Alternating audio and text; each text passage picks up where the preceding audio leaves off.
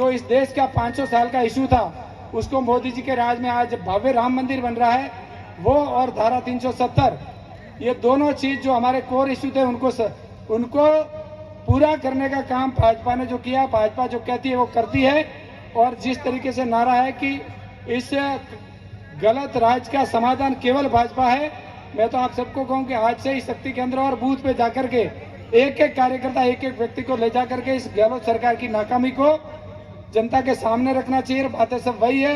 मैं केवल आपको एक ही चीज कहूंगा कि मोदी जी ने राजस्थान में जो नारा दिया है, शिखर में आकर के जीतेगा कमल, खिलेगा कमल, तो आप सब कार्यकर्ताओं से एक ही निवेदन है कि सांचौर में कमल खिलाना है। 2023 में राजस्थान में भारतीय जनता पार्टी की सरकार बना करके 2024 में पुनः मोदी जी को विश्व गुरु की ओर ले जाने के लिए मोदी जी के हाथ मजबूत करें। आप सबने मुझे सुना, मान सम्मान दिया। नरेंद्र मोदी, भारतीय जनता पार्टी।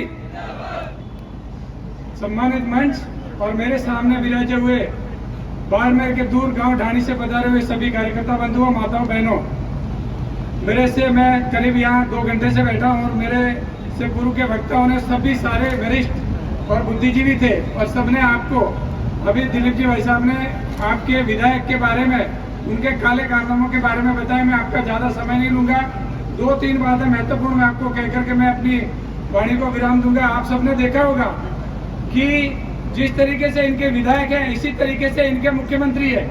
यथा राजा तथा प्रजा, आप सबने देखा होगा। इस चीज को अपन भूल गए।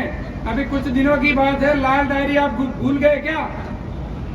इनके सरकार में जो मंत्री रहे राजेंद्र गुड़ा जी, उन्होंने जब कहा कि इस सरकार में 50% कमीशन देकर के काम बनता है, इस सरकार के मंत्री जब ये कहते हैं तो उनको मुख्यमंत्री पद से हटा देते हैं, बर्खास्त कर देते हैं। और जब वो और पोल खोलने आते हैं तो झगड़ा करके, उनको धक्के दे करके, हमारे राजस्थान के इतिहास में ऐसा कभी नहीं हुआ।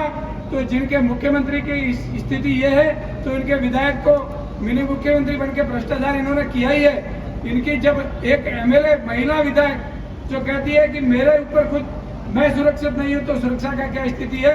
खूब सारी बातें हैं, लेकिन मैं तो आप सब भाइयों को कहूंगा कि बिगुल बज चुका है। हमारी जो परिवर्तन संकल्प यात्रा है, उस परिवर्तन संकल्प यात्रा, इसके लिए आपको जगाने के लिए, और आप हमारे बूथ और शक्ति केंद्र पर जाकर के इस सरकार के फेल्योर को जगाए, इस सरकार के कुकर्मों को जनता के सामने उजागर करें। और मोदी जी ने जो 9 साल में हमारे देश को आगे बढ़ाने के लिए जो गरीब कल्याण की योजना लाई है, उन योजनाओं को, चाहे देश को गौरव दिलाने का काम किया है, उन योजनाओं को आप जनता के बीच में रखें। मैं ज्यादा बस आपका समय नहीं लेते हुए आप सबको नमन करता हूँ। धन्यवाद। जय हिंद, जय भारत। कांवड़ा राम देवासी, बहुत बहुत धन्यवाद।